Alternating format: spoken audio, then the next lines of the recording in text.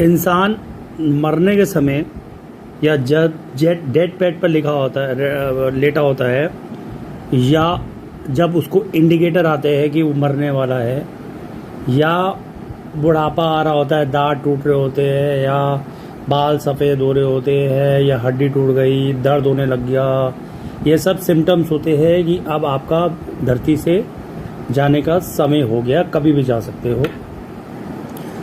तब भी उस समय इंसान की बहुत सारी इच्छाएं होती है, बहुत सारे ड्रीम्स होते हैं, और बहुत सारा रिग्रेशन होता है कि मैंने जो मेरे डिज़ायर इच्छाएं थी वो मैं पूरी नहीं कर पाया, और जो मैंने पूरी इच्छा पूरी करी तो अपने मुताबिक इच्छा नहीं कर पाया। मैंने पैसा कमाया 100 करोड़ रुपए, पर मेरी इच्छा थी 1000 करोड़ कमाने की, या मेरी पोजीशन थी कि मैं पूरी देश को संभालूं, या बहुत सारा रिग्रेट रह गया कि मुझे और चाहिए था। तो ये सारी चीज़ें हमारी रह जाती है।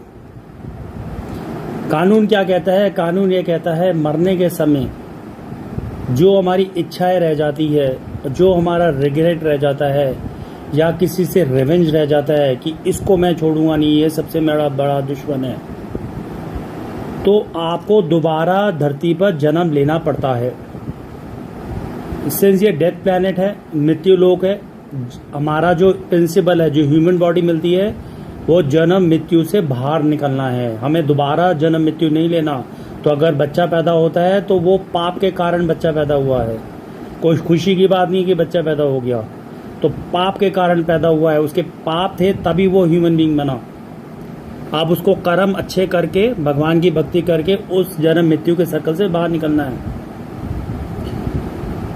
तो जब उसको दोबारा जन्म लेना पड़ता है तो किस शरीर में लेगा जन्म, वो तो शरीर डिपेंड होगा जो उसके कर्मा होगा, जो उसके कर्मा स्कोर कार्ड होगा। सपोज उसके बहुत सारे बैड कर्माज ही है, गुड कर्मा है ही नहीं, तो ह्यूमन योनि तो मिलेगा नहीं। और अगर mix of good Karma bad Karma है तो ह्यूमन योनि मिल सकती है, पर किसी गरीब के घर में पैदा हो गया, या हाथ पैर टूटे हुए हो, या कोई शरीर से रोगी हो, फिर उसको रियलाइजेशन होती है। सो ये सारे कर्मा के बेसिस पर उसको बॉडी मिलेगी, और मोस्ट ऑफ द टाइम उसको इंसान के अलावा सारी बॉडी मिलेगी to fulfil the dream, regret और रिवेंज। सपोज जी बोला जी मुझे अपने बच्चे से बड़ा प्यार है, मेरा बच्चा है, मेरा बेचा मेरा, अगली बार तुम उसके घर में कुत्ता होके पैदा हो जाओगे, और वो जो बच्चा होगा आपको कुत्ते की तरह प्यार करेगा, या उसकी नेक्स्ट वाली पीढ़ी आपको कुत्ते की तरह प्यार करा जाएगा। या किसी को पैसे से बड़ा प्यार होता है पर खर्च नहीं करता तो उसे सांप बना दिया जाता है, या किसी को अपना शरीर दिखाने का बड़ा मज़ा आता है तो उसे पेड़ बना दिया जाता है। तो उसकी इच्छाएं रहती है कि यार मेरे को छोटे कपड़े पहनने थे, या मुझे बॉडी एक्सपोज करना था, तो उसको वृक्ष बना दिया जाता है। तो ऐसे मरने के समय कोई भी हमारी इच्छा नहीं होनी चाहिए। सिर्फ अगर कोई बंदा मर रहा है तो उसको डेथ बेड पे भगवान का नाम उससे लेने दो।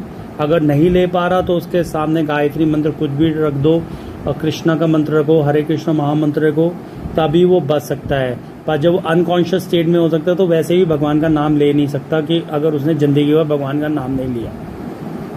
तो आपको भगवान का नाम तो लेना पड़ेगा, तभी आपकी कॉन्शियसनेस गॉड कॉन्शियसनेस होगी at the time of death. जैसे फाइनल एग्जामिनेशन का जब पेपर देना होता है तो आपको पढ़ना पड़ता है, तभी आप फाइनल एग्जाम का पेपर दे सकते हो, अदरवाइज आप डायरेक्ट पेपर में बैठ जाओगे तो आप फेल ही होगे।